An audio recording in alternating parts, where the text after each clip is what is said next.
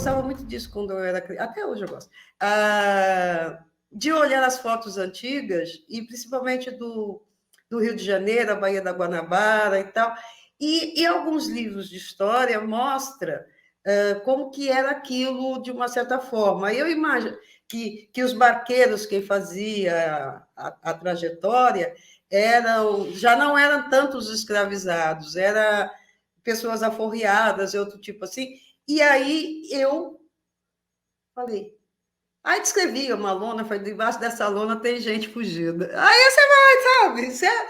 Então, lê ao contrário, porque eles, na verdade, essa ideia, essa visão Fernando Sabino é a visão da sociedade brasileira branca, escravocrata e hierárquica, e nós estamos vivendo isso aqui agora. A gente acha assim, não, isso daí já acabou nada. Se a gente vê aquela mesa em que estavam ironizando o coiso lá em cima, quem estava naquela mesa?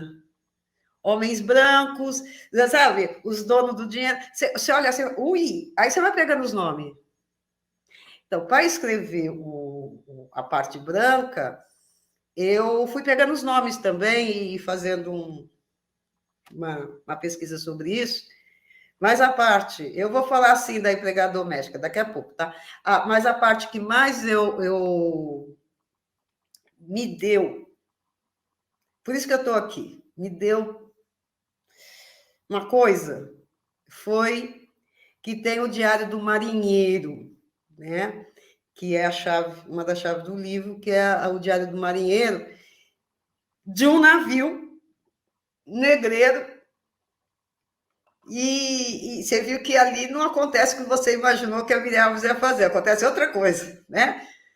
Quem se dá mal não fomos nós. Aí, assim, mas aí eu, num site, porque tem alguns sites das faculdades de Portugal, eu conheci alguns historiadores, que eles estão questionando essa glorificação também, não sou só eu. E tem alguns documentos, né, que estão ali iguais que foram escritos na época. Por exemplo, o navio negreiro não é aquele que aparece na novela da Globo, com a sinhazinha assim, num quarto do tamanho desse, com uma peninha toda de veludo, escrevendo para o namorado que deixou em Portugal. Não. Então, eu fui no site da Marina Mercante de Portugal pegar a estrutura do navio desse.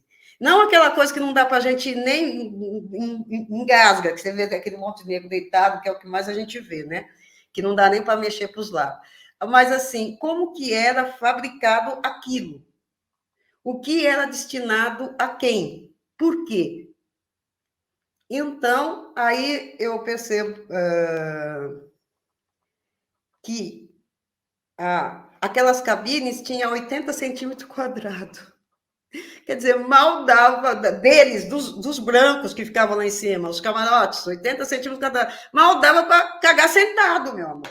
Então, aí eu falo, gente, e aí nesse site eu encontrei o Diário de um Marinheiro ali, e aí eu fiquei ouvindo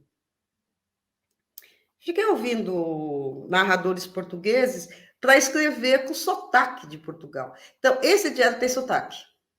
Só que quando eu escrevo na primeira pessoa, de um marinheiro branco, de um navio negreiro, pirei. Aí eu vim parar aqui em Maricá para terminar o livro. Se você não fizer pergunta, eu dou palestra, cara. Pô. Ó, eu não vou. Você falou do marinheiro e se deixar eu vou viajar aqui, mas eu vou passar a pergunta dos colegas, do público, para não ser essa pessoa, para não ficar agarrada aqui, porque o Diário do Marinheiro Branco, né, é absolutamente impactante. É O absurdo, né? processo é absurdo, e assim, o processo narrativo, né, você mudar de um ritmo da narrativa para o outro completamente diferente, e Com tendo sotaque, com sotaque. com sotaque, e tendo antes duas figuras importantíssimas para a Maréia que estão nessa relação com o mar, que são marinheiros também, né? O pai, o avô, então, olha, perspectivas completamente diferentes. Eu que, aí vou falar só rapidamente, né? Sou filha de marinheiro e neta de pescador, então Maréia chega até mim com outros impactos também. Mas eu vou aproveitar essa Não, mas pegada só aproveitar para falar mais uma coisa de de maré. Sempre me perguntam, você não vai perguntar, eu faço pergunta para mim, eu vou responder. Sempre me perguntam quais as escritoras que te inspiram, os escritores que te inspiram. O que me inspira é a literatura, de forma geral, tá? Os escritores, as escritoras, lógico que de vez em quando me apaixono, você já ouviu falando isso, me apaixono com um, que você assistiu outra live, eu me apaixono por isso ou por aquilo.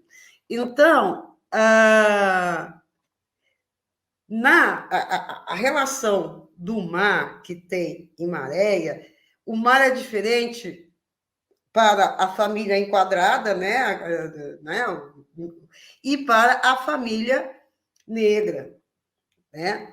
Só que antes de se encontrar lá no outro capítulo, para fechar o livro, eles se encontram numa viagem, porque todo mundo viaja no meu livro, né?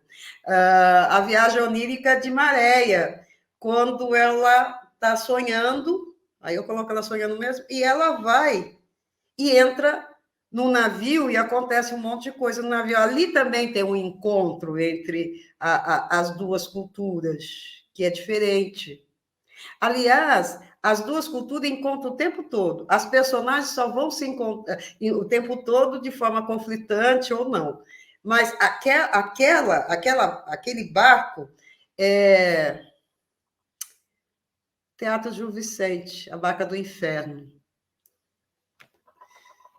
O Alto da Barca do Inferno, maravilhosa! Não é? Quando eu li O Alto da Barca, eu li para mim, depois eu li para minha filha, quando a gente brincava de ficar lendo, eu lia alto, brincava, e para ela gravar a história. Né? Então, assim, aí eu falei, isso, aquela ideia que fica na tua cabeça. Eu não tinha percebido. O dia que eu estava aqui, não sei por que, relendo isso, eu falei, nossa, isso tem uma influência do Alto da Barca do Inferno.